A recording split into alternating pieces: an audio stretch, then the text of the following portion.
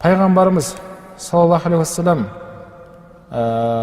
осы айтылған аятқа байланысты Хабаши деген эфиопиялық, сол үш адамды білесіңдер деген мағынада, сол үш адамның жолын ұстаныңдар, олардың айтқан сөздердің бәрін қолдаңдар деген мағынада хадис бар. Эфиопиялық үш адамды айтты соның ішінде. Жалпы сол қара нәсілді адамдарды иттахазу деп келеді, солардың жолларын, солардың айтқандарын ілесінен, солардың ішінде мына үшеуі ерекше деді. Соның бірі Лұқман Хакимді айтты, Нәжашиді айтты, одан кейін Билал ибн Рабахты айтты. Билал, ол кісі қап-қара болған. Сол үшеуін пайғамбар хадисте ерекше деп айтып кетті. Мына Лұқман да сондай қара нәсілді адам болған, қара нәсілді адамның тақуалығын Алла Тағала мына Құран кәрімде бірнеше беттен тұратын Лұқман деген сүре бар. Бұл кісі пайғамбар емес. Сол тақуалығымен өмірде сол көргені бар, алдыңғылардан естігені бар, соның бәрін бойына сіңіріп, және баласына өсиет айтқан сондай адам болған. Соның сөздерін Алла Субхана ва Тағала сол адамның сөздерін бізге естісек екен деп, Алла Тағала аятта соны бізге хабарын берді. Лұқман Хакимнің.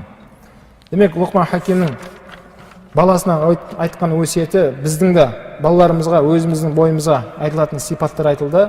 Бірінші не айтты? Аллаға серік қоспау, ақиданы айтты. Екінші, ата-анада жақсы қарым-қатынаста болу, муамалатты айтты. Онан алса фиқта біз өтеміз. Үшінші, намаз ғибадат бабын айтты. Ғибадат. Одан кейін жақсылыққа, жаманшылықтан қайтаруды айтты. Одан кейін сабырлы болуды айтты. Кейін тәкаппарланбастан, қоғамнан бөлінбестен, сол жамағатпен, халықпен бірге болуды өсиет етті. Дауысыңды көтерме, расында дауыстың ең жаман не деді? Есектің дауысы деді. Енді мынандай мәселе бар екен, дауыс көтерген адамды, демек жеңілген кезде адам дауыс көтереді екен. Бір адаммен спорласып қалсаң, сен жеңіліп қалдың одан. Сөзде жеңіліп қалғанда бар, не айтылады екен? Адам дауыс шыға бастайды екен сөзде. Қатты ше. Алдын өзінің кішкене бір мағлұматы бар кезде жай сөйлеп жатқан еді. Дәлелдерін келтіріп жатқан еді. Кейін жеңіліп жатыр енді. Единицасы бітіп жатыр. Сол кезде енді не істей бастайды? Дауысын көтере бастайды. Демек, бұл жолды ұстану дұрыс емес. Дауыс қай кезде көтеруі мүмкін деген сұрақтар келіп жатқан болуы мүмкін ғой. Сол үшін әрбір мәселеде біздер өте сауатты жүруіміз керек екен. Ғұламалар тіпті әйел мәселесінде де осы мәселені көп айтады. Әйел мәселесінде де. Алла Тағала Құран кәрімде ар-rijālu қаввамūna ала ниса деген аят бар. Алла Тағала айтады, еркектерді әйелдерден үстем қылып жараттым дейді. Алла Тағала. Демек, Алла Тағала бізді еркек қылып, ер адам қылып жаратқаннан кейін біздер үстем болуымыз керек екен. Қай жағынан? Күш қана ма? Жоқ.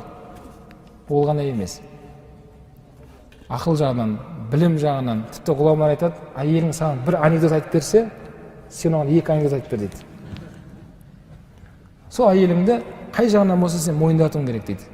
Егер сен әйелің саған тарих айтса, сен оны соған да асырып, сол тарихты шегесін қағып тарих айтып бер оған.